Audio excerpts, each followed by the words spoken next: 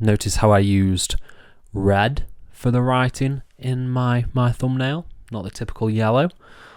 I can do spooky stuff as well.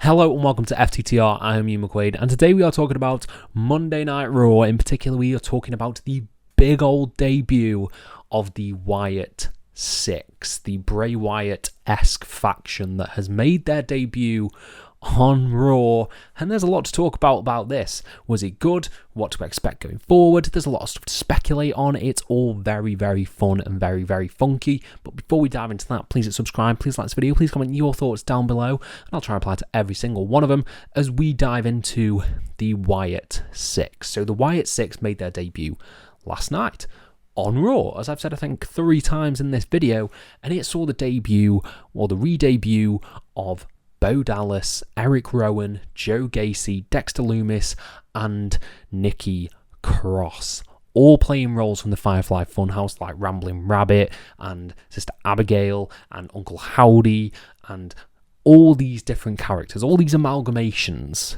of the Bray Wyatt concepts that he had during his Fiend run and his run before he sadly passed away, all sort of coming together in this big faction, the Wyatt Sicks. They've been dubbed the Wyatt Sicks, which I think is really cool. I think it's a really cool play on words, using six, S-I-C-K-S, rather than six, which I think a lot of people were speculating it might be a six, like the Wyatt Six, 6 people.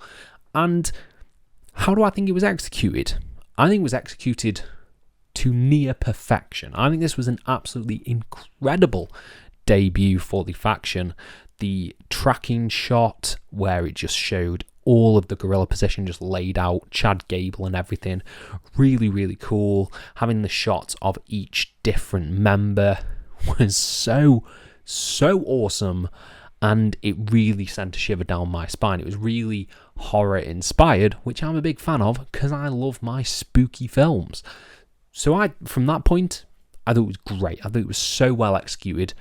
I think the most intriguing part about the Wyatt Sicks is how does the Wyatt Sicks as a faction fit into pro wrestling? And we've had that for a while. We've had spooky stuff try and exist in wrestling. We've had The Undertaker successfully do it. We've had Kane successfully do it. We've had a lot of different spooky stuff. We had the original Bray Wyatt run, which went from cult leader to spooky to fiend. So there's a lot of different things, and it's been good, it's been bad. How do I think this will play out?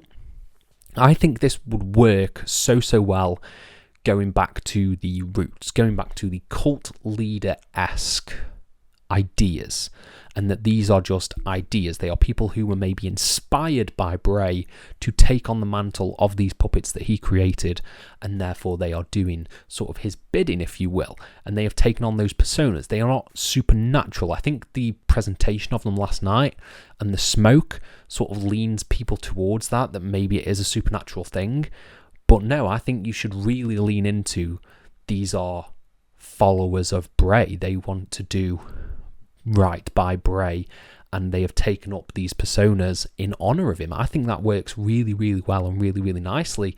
And then you can play into the interpersonal dynamics between the characters and how are they going to function in a wrestling ring. I think obviously you've got the tag team there of sort of, I want to say probably Dexter Lumis and probably Joe Gacy. I think they work well as a tag team unit. Then you've got the big bruiser of Eric Rowan in there, and then you have the mastermind of Bo Dallas with the almost herald, if you will, of Nikki Cross. I think each person sort of is set up to do right and sort of do their part, if you will. Now, how will the wrestling go? I think that is the big question. What happens when the bell rings? I think, obviously, we all love the Shield versus Wyatt family feud. That is one of the best feuds, like, in WWE's recent memory. The matches they had were incredible. So it can be done. It can be pulled off in the ring as well, sort of telling that story of faction versus faction. And that leads into sort of who you can put the Wyatt Sicks up against. It looks like they're going to be going up against Chad Gable, because he was the most established wrestler that sort of they took out and they overtly showed was Chad. So I don't really know, because obviously Chad's a heel. These are going to be presented maybe as faces. I'm not sure. I think it's so interesting because there's so many different avenues they could go.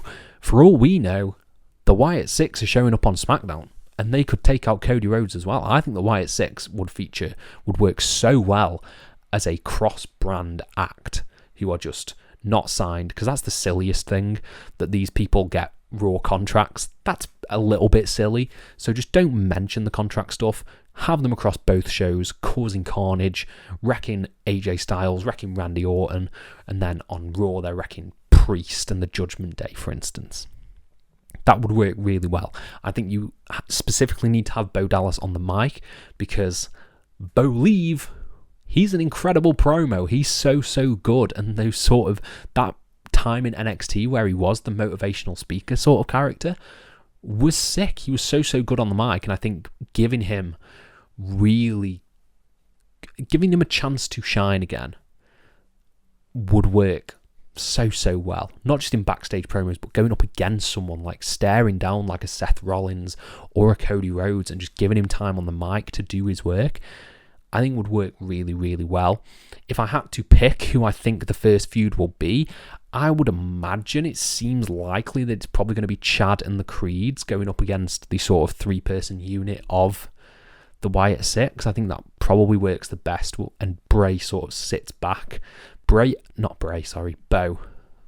only gets involved when absolutely necessary. He has all these minions to do his work, and then when it's the one killing blow, he lunges in, and that's when you get it, or you provoke him enough to get involved. I really like that concept. I think Nikki Cross could easily slot in against Liv Morgan. You have a feud straight there. And yeah, maybe she doesn't have to win, but she can go down fighting. That's a nice feud until Rhea Ripley gets back. I think there's so many interesting things you can do with the Wyatt Sicks. And overall, I think this is going to be sort of, what's the word I'm looking for? Delicate. I think this is going to respectful. I think that's the word I'm looking for. I think it's going to be respectful of Bray Wyatt's legacy, and I'm actually really excited for it. This is probably the thing I'm excited for most in WWE, is this Wyatt Sicks, because I love spooky stuff. I love Bray Wyatt. He's in my top 5 favourite wrestlers of all time, and I love his ideas and his creativity, and it seems like that's getting carried on through Bo and through the Wyatt Sicks. So overall, I'm a big old thumbs up on this. I think it's going to be really cool. But I want to know what you guys think down in the comments below. What do you want to see out of the Wyatt Sicks going forward? Do you want to see tag matches? Do you want to see any wrestling at all, or just having them cause havoc? Let me know, and I'll try and apply to every single one of them. Thank you all ever so much for your support, and have a nice day.